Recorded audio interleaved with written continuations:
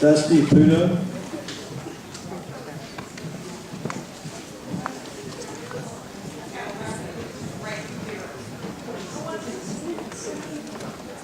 Dusty Putnam, and I'm the on the village planning board, and my comments have been successfully stated by Kevin Neary and Jean Malone. Thank you.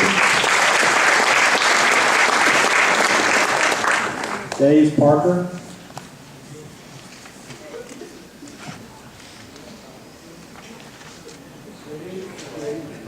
Good evening. Thanks for the opportunity to address you tonight.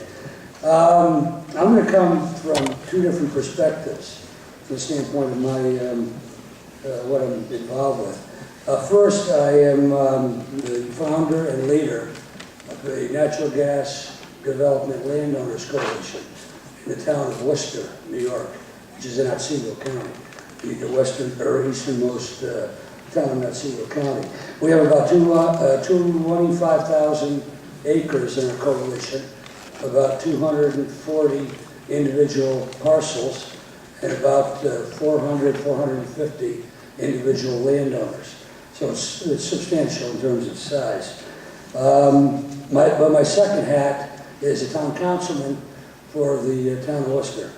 And this is a particularly opportune time for me to make a few comments because it is budget time.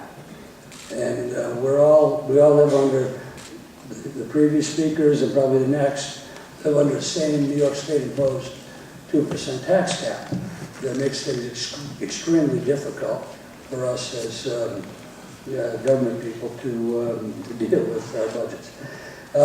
So those are my two perspectives. One, the Landowners Coalition, the other is a town councilman. I've read the studies, extensive studies, I might add, that Williams and others have done defining the existing pipeline capacities and examining limitations and examining the cost and logistic comparisons of expanding the existing pipelines, the Tennessee, Transco, et cetera, in defense, not defense, in explanation of the need for the Constitution. And I see the logic. Also, I see the logic of a shorter route from source to market, that is from Pennsylvania to Boston, New York, as opposed to from Canada or Texas, down south, to meet the same market needs. By the way, I might add, there's a short summary for those, and it's not really common knowledge, really the background that Williams has done in explaining why the pipeline is needed. But in the Schenectady Gazette several weeks ago, after the Cobleskill pipeline, Williams pipeline meeting, the authors here, Ed Munger, did an excellent job, I thought, of consolidating and bringing the entire perspective into maybe, I would say, 1,000 words or less. And he does a super job. So I highly recommend you go to the Gazette website and get that. I've spoken with the New York State Public Service Commission directly, with several people in the commission. And they explained in some detail to me what is called the New York State Comprehensive Energy Plan.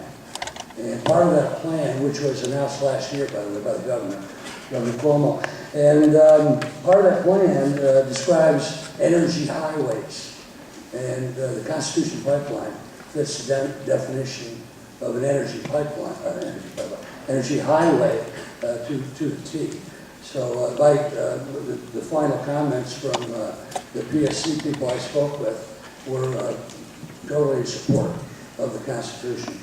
I realize they don't have the final say, but they were supportive.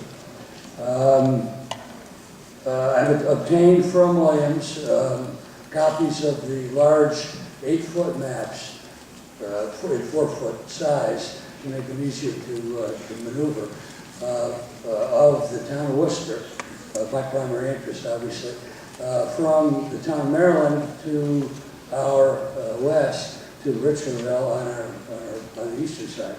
And so it covers the entire town. And I've studied it extensively. And in the town of Worcester, and this is for Route M, by the way, alternate Route M. the 88 traverses the entire length of Worcester. So there's substantial, we're not going to give numbers in a minute, a number of parcels involved in the survey process in the town of Worcester. The survey corridor, as has been stated before, extends 300 feet on each side of the pipeline itself. And in the town of Worcester, that encompasses about 50 parcels along through Worcester. The 100-foot wide construction corridor encompasses about 40 of those parcels.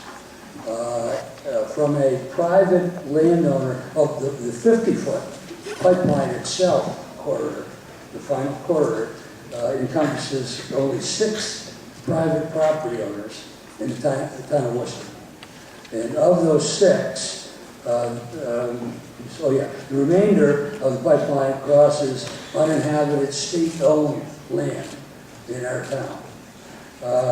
Of the 6 private property, privately owned parcels, only 1 involves crossing anywhere into the parcel.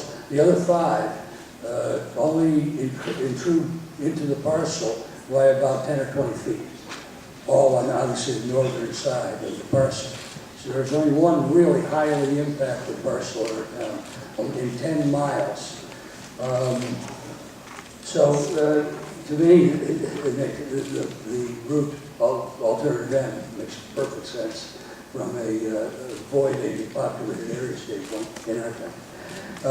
The alternative route M is therefore only minimally intrusive on private property, should prefer a road. I'm almost done. Economic benefit opportunities for the community, both during construction and in the long term, are significant. Comparing the skills and services of advertisers in our local paper. We have a local paper called the Hometown Advantage. I picked out at least 40 of our individual advertisers who have skills and services that would be very valued during the construction phase. There's significant Get on, go back to Worcester. I'm going to after I get done. There's significant possibility for economic, positive economic impact.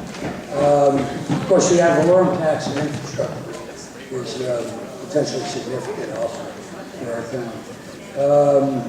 And then proximity to the pipeline for possible use in economic development of future. 5 minutes. Last gentleman spoke at least as well. Let's turn it up. Anyway, I strongly Please. support. Let's turn that up. I strongly support the pipeline, especially alternative route. Thank you. Thank you all.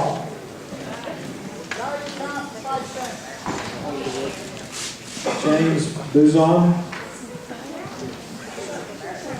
I'll try to be very brief. It appears by the map that my wife and I are the single largest contributor to your pipeline of anybody in this room. We own 577 acres on the top of Terrace Mountain, including an orchard where we've enjoyed for 16 years so far. We have children, grandchildren, great-grandchildren that enjoy the property. They like to romp around, they like to take hikes, they like to fish, they like to hunt. And it's a very scary thing to a lot of people. Because everyone here is aware of what happened in oh, give me a name.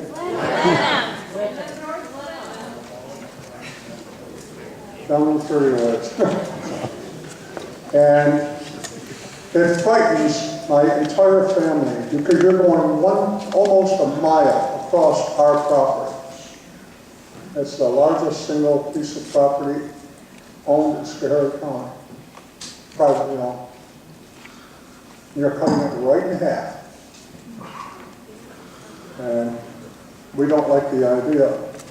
I'm not going to go into the legalities of that because I'm not a lawyer, obviously. But You just have to understand the emotion that people are going through over this, including ourselves, that this is a very scary thing happening. Maybe nothing will ever happen, but not one of you can guarantee that it can't happen any more than they could guarantee that we were never going to have a flood in Schoharie County. That couldn't be guaranteed either. Nobody can guarantee anything. So the point is, you're scaring the hell out of everybody, including us. I don't scare very easy, but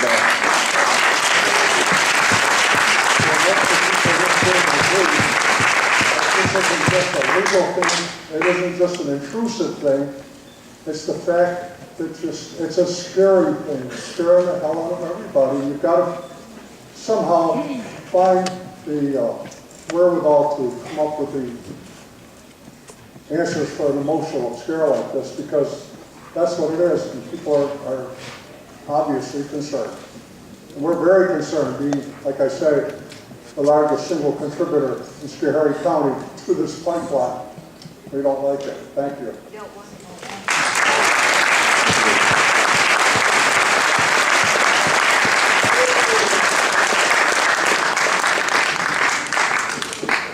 My name is James Buzon, and I believe they called my name just prior to this.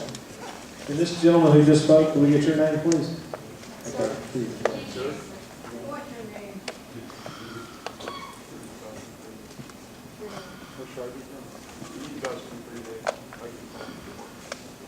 Can you hear me?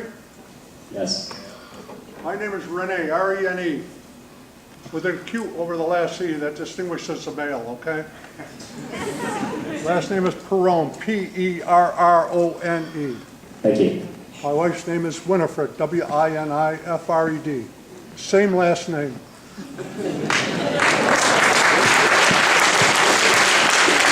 Just one more thing for the crowd here. I love a crowd. I used to be a politician, by the way. Okay, first of all, thank you very much for providing us with this opportunity tonight. We have just had our 60th anniversary. Hey, all right. I don't want to shock anyone here, but I happen to be the youngest and the last of 24 children. Well, we know what poverty was.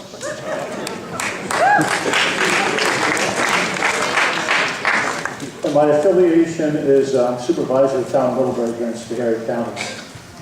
I'd like to first of all mention that what I'm about to read will probably not be able to make the October 9th deadline, but is a resolution that is going on to our standing committee for the planning committee here in Schoharie County. And I'd like to read the sample resolution, which I'm sure at our next meeting we're going to act on, and we'll probably then decide whether to send it on to a full board for review. It is this. This is whereas evidence was presented to the Standing Committee on Planning that the proposed Constitution pipeline has the potential to attract heavy industrial facilities, such as, but not limited to hydraulic fracturing, power generation plants, chemical and plastic manufacturers, incinerators. Whereas the development of widespread heavy industrial facilities would fundamentally and permanently debase the rural character of the county, and whereas the large majority of county residents and town comprehensive plans affirm as their highest priority the preservation and enhancement of rural character, with special reference to a safe, quiet, and scenic environment coupled with a thriving agricultural and tourist economy.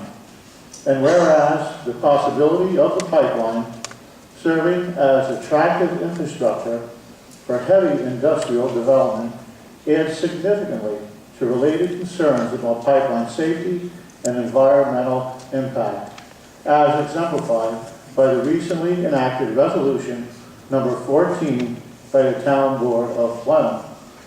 So be it resolved by the Board of Supervisors, if so passes, of Schoharie County, that A, the County Planning and Development Agency shall evaluate and report to the Board in a timely manner the connection, if any, between the Constitution pipeline as proposed and any consequent substantial development of heavy industrial facilities. And B, county residents and public officials are encouraged to refrain from offering support for any and all routes or advancements of the constructed Constitution pipeline.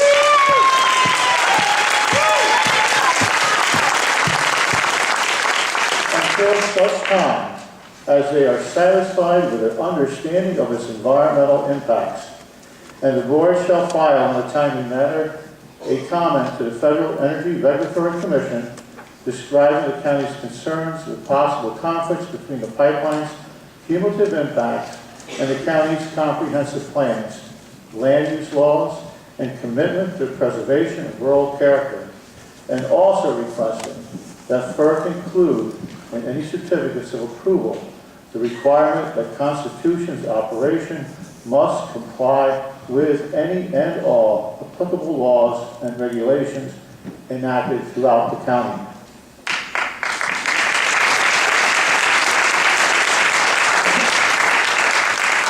The second letter that I'd like to read, I believe, may be on file with FERC already, but if it isn't, I want to make sure it is. It's from the Town Board of Middleburg.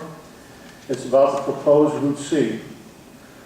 Proposed Route C would enter our county along the present Iroquois pipeline and follow it into the town of Blenheim. The Iroquois line has not had a good track record. It is aging. It is also a propane line. Disturbance near this line could precipitate another emergency event, and if any future problem should arise concerning the Iroquois line, work on that line might impact Constitution's projector line. Upon turning north in Blenheim and leaving the Iroquois line, the proposed Route C looks like it would cross Schoharie Creek about 7 times as it makes its way through the valley. Having this much interaction and close proximity to the creek poses a potentially dangerous situation during a flood event. As you know, we just experienced a 500-year flood event, which tore up the land near the creek. We also experienced a major flood about once every 10 years that could equal an event of at least a 50 to 100-year flood. Aside from flooding, our farms in the valley could experience serious disruption due to the timing of the project. We realized that the farms affected would receive fair market value for their lost production, but that also means that they would not have a product to offer to their customers. Many of these farms have contracts with retail stores locally around New York State.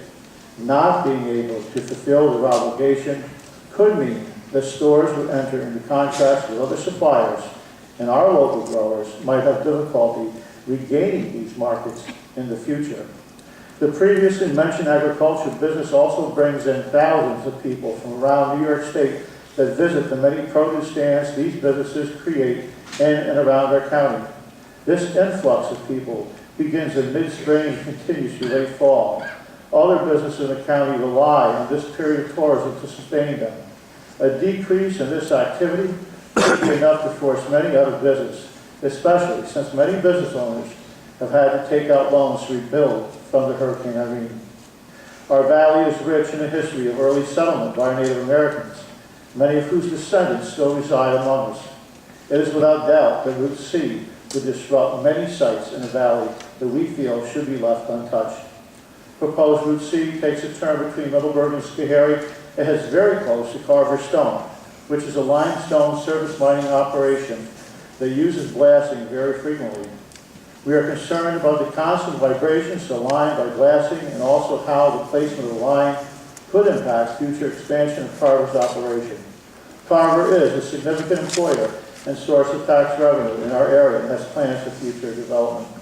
Route C, as it passes through the town of Schoharie, also comes very close to Cobblestone Stone, which is another mining operation similar to Carver, which raises similar concerns about blasting and the effects of the vibrations would have on the pipeline and on Cobblestone Stone's future plans. I hope I have demonstrated that the Town Board of Middleburg is not acting as a motion, but a genuine concern that the best route for this project is selected, one that is the safest and the best road for both of our Constitution and Schoharie County as well. Thank you very much.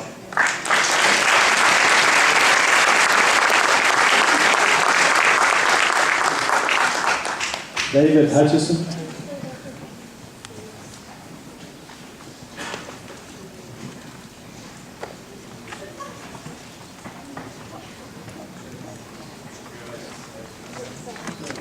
David Hutchison, Hutchison.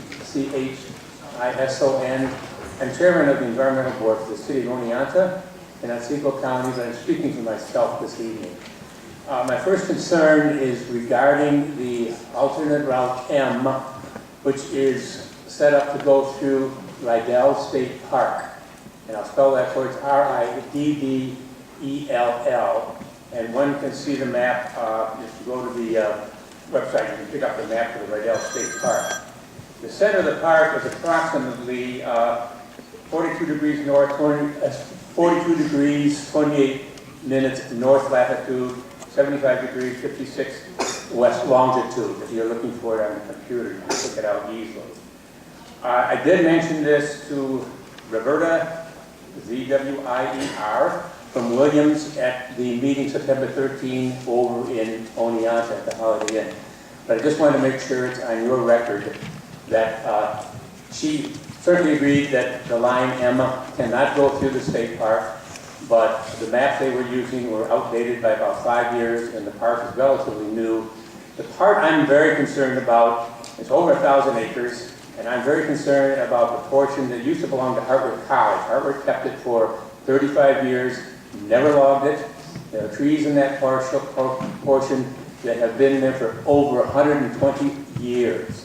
About a mile of this proposed M alternative would go through this park, this portion of the Rydell State Park.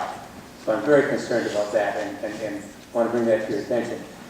I am a geologist by training, master's PhD in geology, and I just also want to bring to your attention, which I'm sure you are aware of, that the U.S. Geological Survey has come out with an estimate 75% lower for the amount of gas in the Marcellus Shale. Earlier, with very little data, about 10 years ago, the USGS came out with an estimate that was considerably higher. Based on new data, they come up with an estimate 75% lower. Unfortunately, gas oil companies have been talking about the amount that the USGS came out with many years ago. I really question the need for the gas line. I understand that it's a line that's coming from Pennsylvania. I understand the line is coming from Pennsylvania over to the east part here, but I just wonder how much of this is going to be open to the alleged gas that potentially people think allegedly might be in the Marcellus Shale. And I want FERC to make sure they check the estimates and really question the need for this Constitution pipeline. Thank you.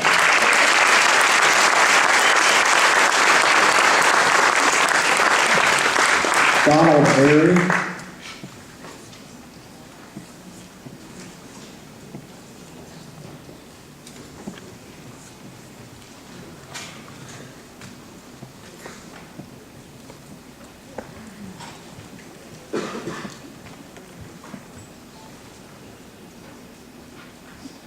Thank you for the opportunity to present tonight. My name is Donald Airy from the town of Blenheim, New York, and we certainly know a little bit about pipelines. I'm also the chair, the SF-14 FEMA chair, sponsored for our Blenheim Long-Term Community Recovery Committee in the aftermath of Hurricane Irene. I will comment on the EIS portion of this, but I really have to state for the record, Blenheim is under threat from New York City Dam, Schoharie Reservoir, under threat from the New York City Power Authority, from the New York Power Authority pump storage project, 2 dams there, and an existing propane pipeline. Even with those threats, in our small town of 378 people, in no way can I stand here in front of FERC tonight and ask that the pipeline be moved and Route K be not considered so as I can move it to another route for another one of my Schoharie County neighbors. I can't do that and I won't do that. Schoharie County has been through a lot over the past year. It's been through a lot over the past 50 years. This is another threat that I don't know the county can really withstand. But to direct my comments to the EIS, I would ask that the EIS assess the impact in the region and include hydraulic fracturing as it is an infrastructure component to drilling. It is impossible to dismiss the fracking infrastructure from the pipeline issue.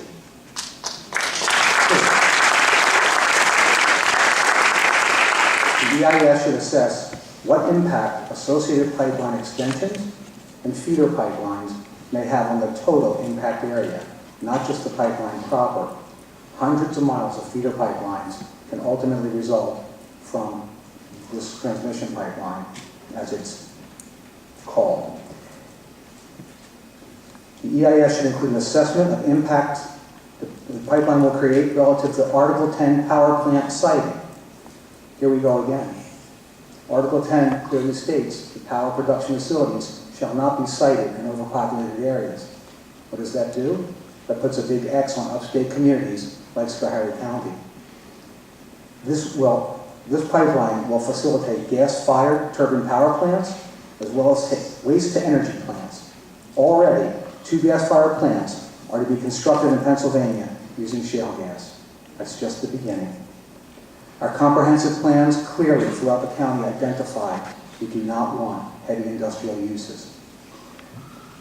These power facilities and others represent heavy industrial uses in an area ill-prepared to regulate nor integrate these types of uses into our rural environment. The impacts are both physical, sociological, and cultural. The EIS should include assessment of negative impact of pipeline associated with compressor stations and the infrastructure on area tourism and related economies. Tourism is a competitive environment, and this type of use will put the county at a disadvantage for the marketing of tourism and the related income. People don't travel to go see the pipeline.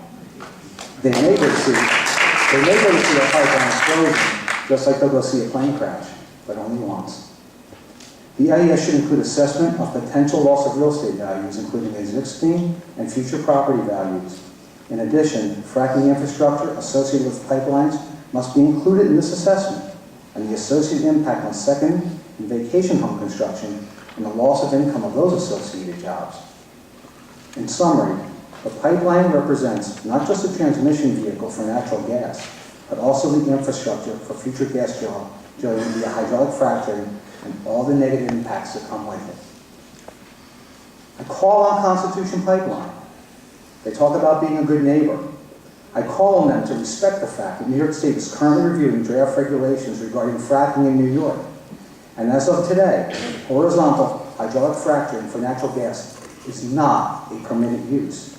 And therefore, should we consider any application to FERC for such a drilling-supported infrastructure until such time, if ever, regulations are issued. That would be being a good neighbor.